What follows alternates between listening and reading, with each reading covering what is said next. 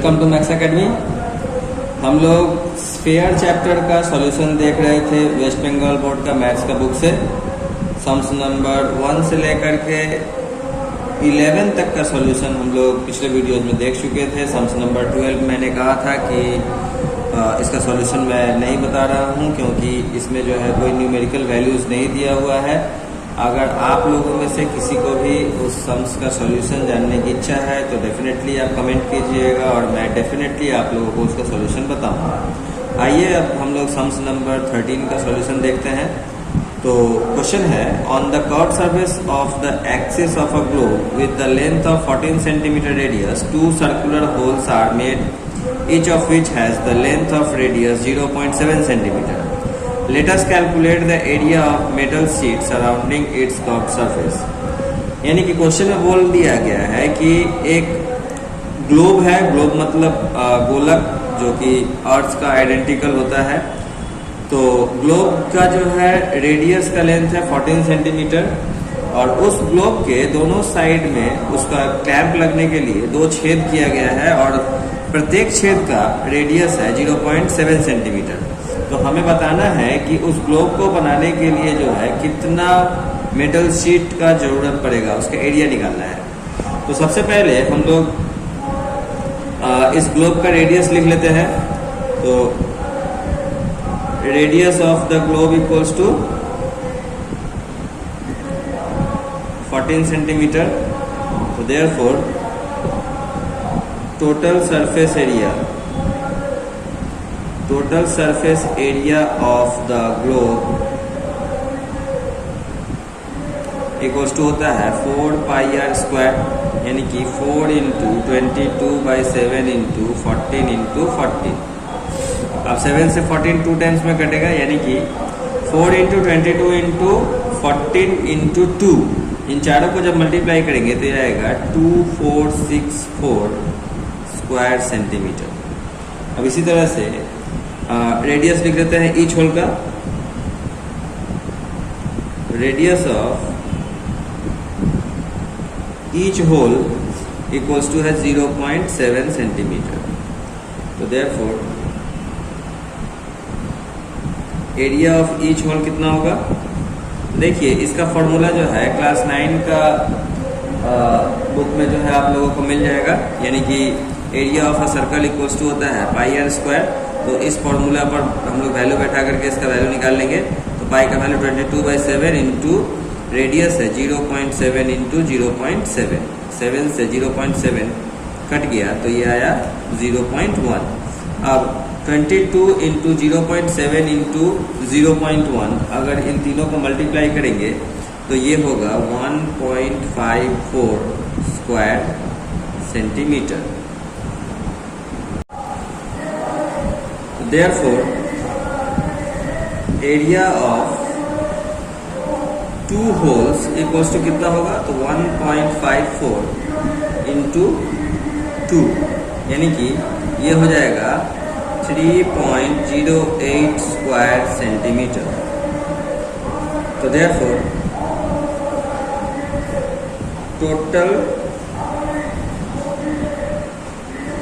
Surface area of the sheet equals to हो जाएगा ये 2464, यानी कि 2464 में से ये 3.08 को माइनस कर देंगे, यानी कि इसका एरिया आएगा 2460.92 स्क्वायर सेंटीमीटर, जो कि हम लोगों का आंसर है।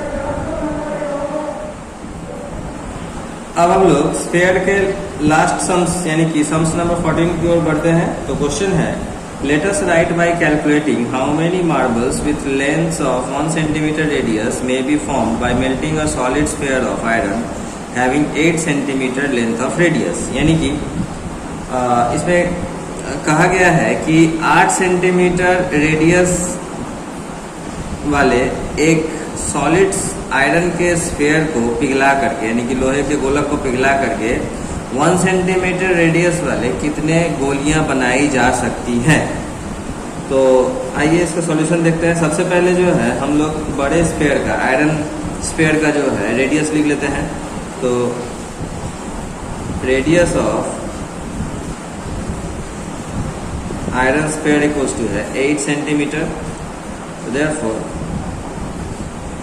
वॉल्यूम इक्वल्स टू होगा 4/3 पाई आर क्यूब, यानी कि 4/3 इंटू 22/7 इंटू रेडियस है 8, यानी कि 8 इंटू 8 इंटू 8। अब देखिए इसमें तो कोई कटेगा नहीं, तो हम लोग क्या करेंगे 4 इंटू 22 इंटू 8 इंटू 8 इंटू 8 इनको मल्टीप्लाई कर लेंगे, तो ये आएगा 45056/21 क्यूबिक सेंटीमीटर।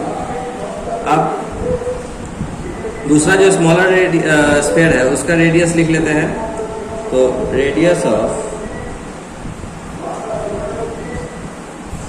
ईच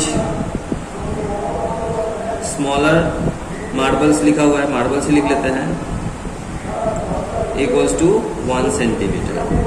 तो देयरफॉर वॉल्यूम ऑफ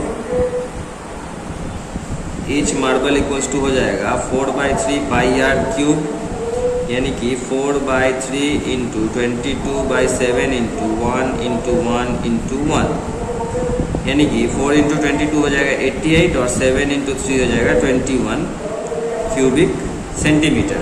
अब हम लोगों को नंबर ऑफ मार्बल्स निकालना है।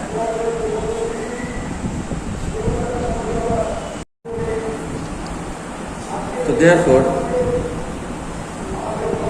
Number of marbles equals to हो जाएगा इस वॉल्यूम से डिवाइड करना है, यानी कि 45056/21 डिवाइडेड बाई 88/21, यानी कि 45056/21 इंटू 21/88।